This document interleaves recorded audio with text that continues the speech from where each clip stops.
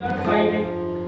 जय सहज मोठीदारी तुमचं वचन तुम्ही हे शब्द उच्चारताना तुला काही कसं वाटलं नाही.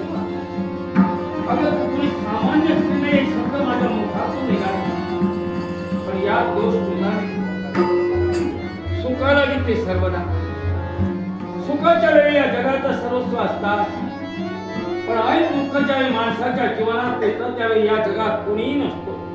मग तो आज सगळे पाहुणा आणणा कोणी असले सारे दूर सारले जातात. अगं मी ओळखले मला पूर्ण, मला कशाला पाहणे असते. त्याला मी वचन दिलं, खाद्य वचन मी पूर्ण करायला हवे, पण त्या वचनाची पूर्तता जर झाली नसेल तर हा माझ्या नावाचा चारी दिशेला डांगोरा पिटला आहे. मी अपकृती सपात्र झाला आहे. आतापर्यंत माझं नाव लवकी आहे, त्यामध्ये नावाला काहीच वाटणार नाही. याच्यासाठी या वचनातून उत्तर होण्यासाठी एकच मार्ग आहे, आणि तो मार्ग कोणता असेल तर यावेळी हे जगाला कोण लागणे रेषा आपण एकच करायला पाहिजे. हे साक्षात मान्य असतात.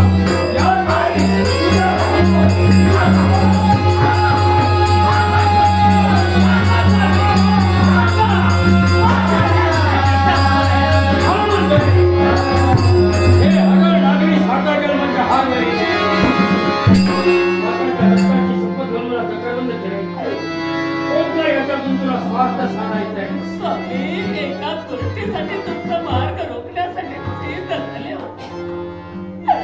कारण या जगात कोणतीही स्त्री पाहू शकत नाही.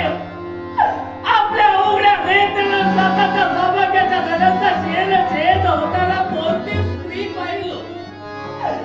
माझ्या नवऱ्याच्या प्रतिमेला जर का डाग लागत असेल तर प्राणेश्वरी या जगाची इच्छा परिपूर्ण करण्यासाठी या तारेला तुमच्या हातात करण्यासाठी मी तत्पर होईल. का तर माझा नवरा म्हणजे माझं सर्वस्व आहे, आणि म्हणूनच त्या नवऱ्याला असता नसले म्हणून काय झालं, सहजरित्या त्याची सेवा करेन मी. माझ्या नवऱ्याच्या मुखकमलाजवळ पाहून सुद्धा एक दिवस कंटाळण्यासाठी स्थित होईल. आणि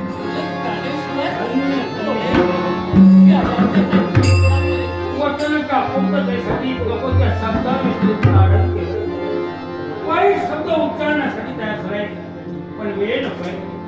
यावेळी लवकरात लवकर या जगाची इच्छा पूर्ण करणे यावेळी तुमच्या वचनाची पूर्तता करीत असताना लवकरात लवकर ते पूर्ण करण्यासाठी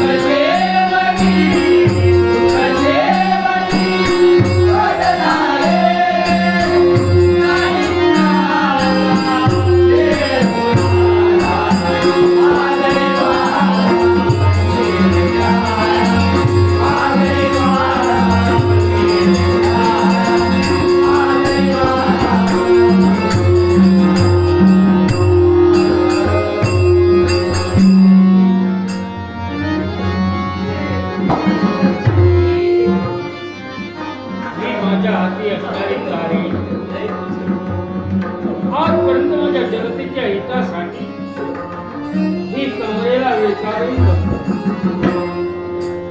याच तारिणीनं माझ्या जनतेचे मी संरक्षण केलंय.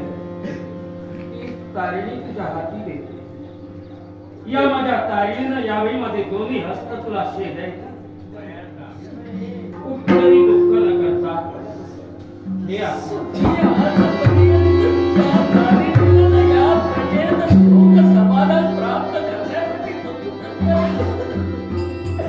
आणि म्हणूनच हे काशीपुराचे सारी प्रजा एक सारखी सुखी समाधानाने वावरते. आज तीच तारिणी तुम्ही माझ्या हाती दिला तर का तर तुमचे हस्तछेदन करण्यासाठी. पंडित, ही तारिणी तुझ्या हाती दिली. माझे हस्त शेदले जाणार आहे, पण तत्पूर्वी या माझ्या जनतेजवळ मला काही मागायचं.